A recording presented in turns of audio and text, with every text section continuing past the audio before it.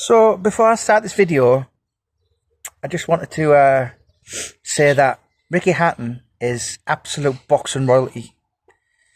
Talking about the most loved fighter of all time.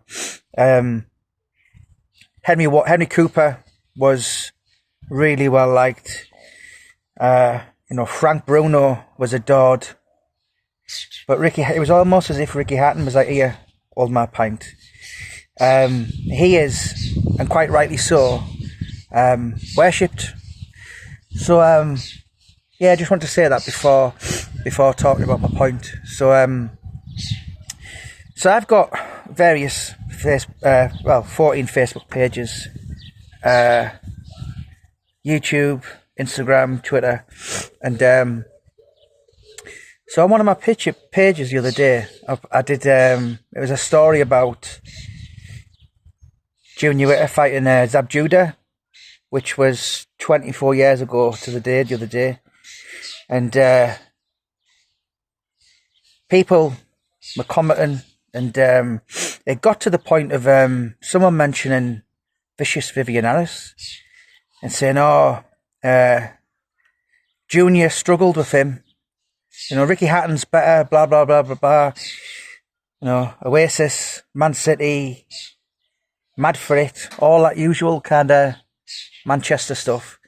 And then it said, Junior struggled with Vicious Vivian Harris. So anyone who really knows boxing, not the ones who, know about Amir Khan and David Hayne, the real anoraks, the real students, will know that Vivian Harris, when Junior took that fight, was probably I would say, the most avoided fighter in the division. He'd beat Steve Johnson, he'd beat Juan Lascano. Who would want to, he was literally touching 6 foot, which is incredible considering he was only 10 stone. Monster of a puncher. Yes, he did go on he hung around boxing. In my opinion, he was never the same fighter after Junior flogged him. But he was a really dangerous fighter. And it does bug me sometimes that, as I said, listen, Ricky Hatton there'll never be another Ricky Hatton. He is adored. When I watched him lose to Mayweather, I felt like my football team had lost. You don't normally get that with a boxer. It was just such a come down and depressed, and never again will anyone take that amount to anywhere. But people who know boxing know that WBU belt that he defended for many years, it's not even an English title level. It's better than a Masters, but it's probably on par with Central area, Northern area, Southern area. It's not, in the greatest respect, it's not a proper world title. The Commonwealth and the British and the European, each one of them absolutely troughs over it. And Junior he cleaned up 15 fights, 15 wins, 15 knockouts after he lost to Judah. And, I'm not saying by any means, nobody can compare to Ricky Hatton's career. Two-weight world champion. And lost to arguably, maybe Manny Pacquiao was the greatest fighter of all time, 8-weight division. Mayweather could quite possibly be the greatest of all time. But obviously he lost another one when he was shot to bits. But, in the greatest respect, Ricky never held the WBC, which is it's the Muhammad Ali belt, isn't it? It's the one. It's the, and for just under 2 years, Junior held the WBC. As he's put in his book, I was the best 10-stone fighter on the planet.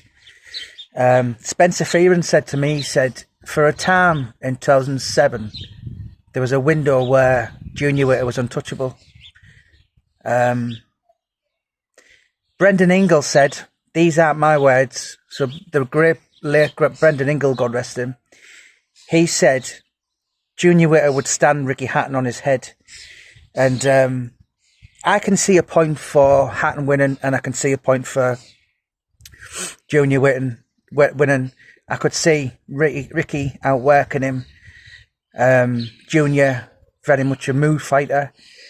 And Ricky, beating him on a wide points. But I also could see Junior catching him cold in the first 3 rounds, and maybe bad cuts come into play, and styles make fights. And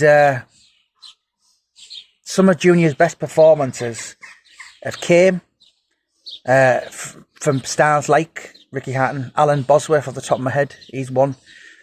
So, I was talking to Junior earlier and I said, you know what? Obviously, he's probably had the Witter Hatton thing for a quarter of a century. First got spoken about 99, they went pro in 97, which is 25 years. But, listen, maybe everyone's right, and, there's no question Hatton had such a, in the greatest respect to Junior, a far more glittering and glamorous career. But it wasn't for the point of Junior trying, was it? Because he did really push for that fight. And for a time, I'm told by Junior himself that Ricky wanted the fight. But I remember watching an interview last year, and Tyson Fury said, if Joshua Fury doesn't happen, this will be the biggest fight in British boxing history since Hatton Witter. Hatton Witter should have taken place, and it is an utter tragedy really for us, the boxing fans, that it never happened. Give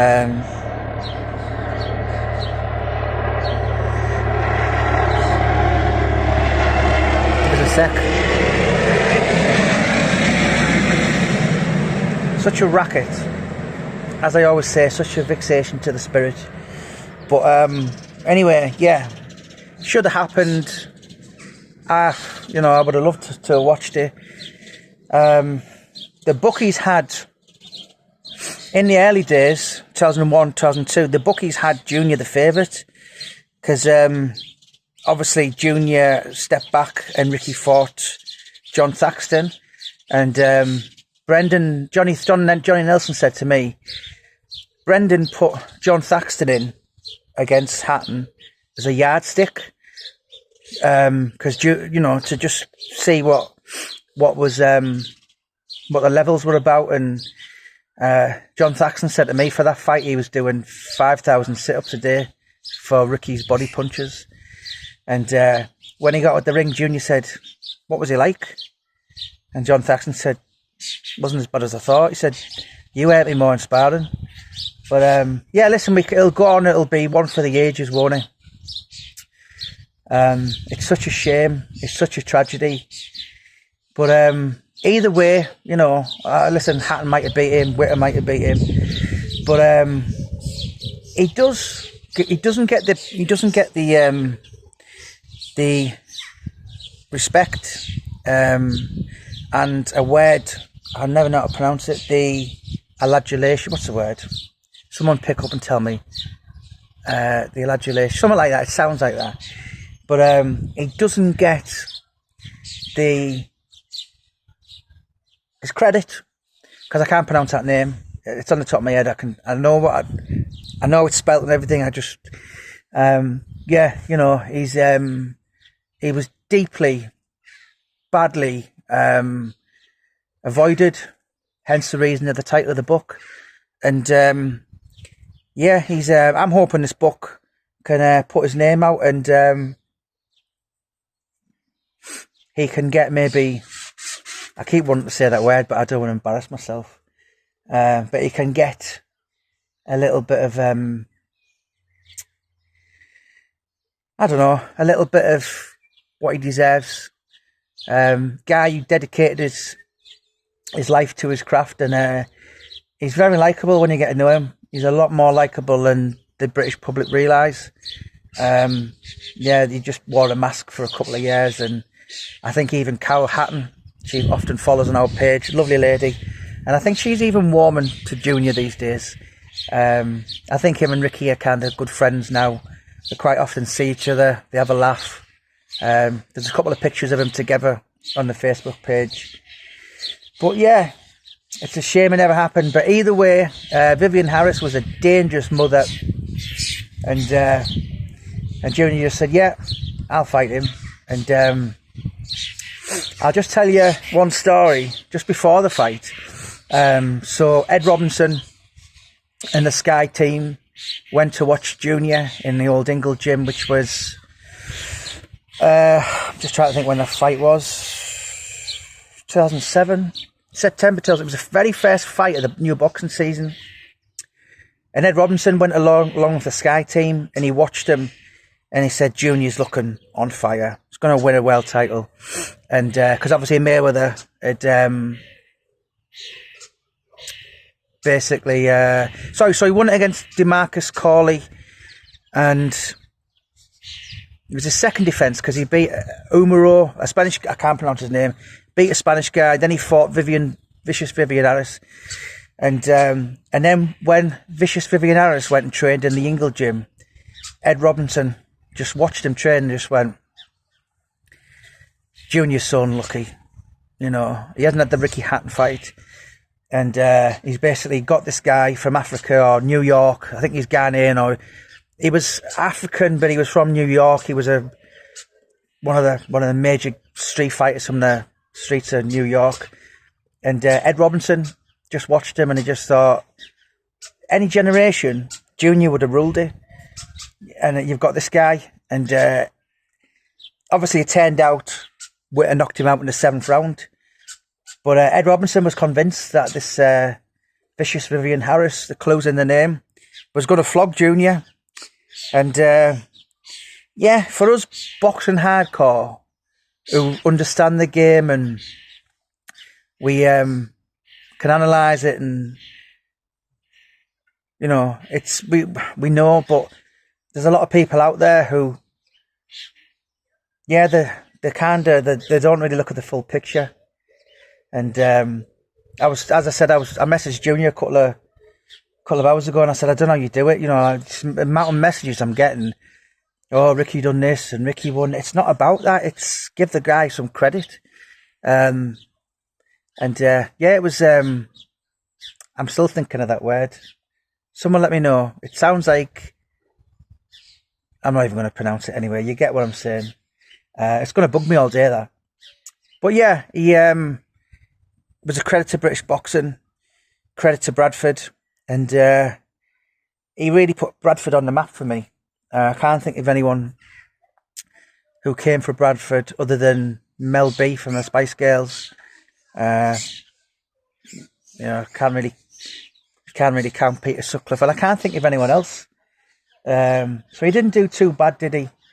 A guy who, you know, went on to complete the sport of boxing, British, Commonwealth, European, Intercontinental, and not only a world, but a WBC. And the great Mickey Duff used to say to Henry Wharton, go for the WBC, go for the WBC. And Henry Wharton used to say, oh, Mickey, can you get me a WBO? Can you get me a WBA? He said, oh, Henry, shut up, I'll buy you one of them. You know, the WBC, the World Boxing Council, is the #1 belt on the planet. And yeah, it must have been such a moment when Junior woke up the next day with his world title in his bed, and it was that most prestigious world title of the 4. Anyway, let us know your thoughts, and let us know that word that I'm trying to think of.